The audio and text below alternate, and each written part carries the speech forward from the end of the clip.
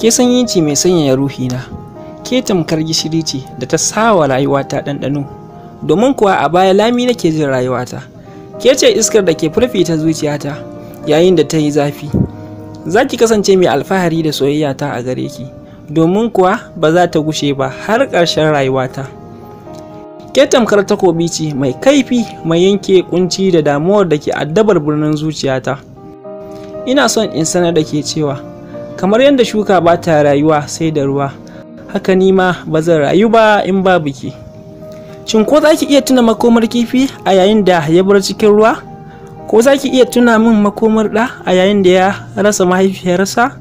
Da irin waɗannan tunanin ne kawai za ki iya gano makomata a yayin da na rasa ki a cikin rayuwata.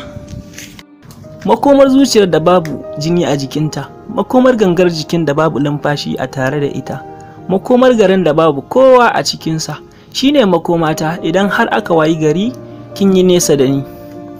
Ki yi rangwame a gare ni, yanzu haka jin zuciyata nake kamar ana soya ta bisa kasko.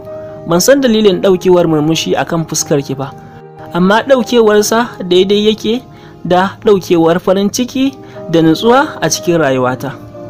Hadarin begenki ya haɗu, guguwar sonki ta taso, sai ruwa mai ƙarfi ake na ƙaunarki a filin zuciyata. Ba za a tsagaita ba ko a tsaya, har sai zuciyata ta same ki ya hubbina.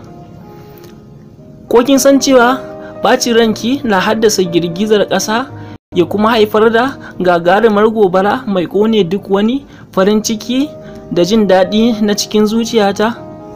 Ko ba za ki fahimta ba, zan ci gaba da faɗa miki. Ke ce rayuwata. Hakika abin da rai yake so idan har bai samu ba kan haifar da damuwa marar yankewa.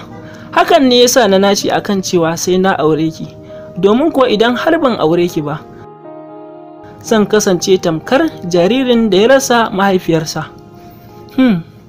Shin ko za ku iya raba hanta da jini? Ko za ku tsince min gari a cikin yashi? Idan har hakan ba zai yiwu ba, to raba ni da ke ba zai yiwu ba har abada.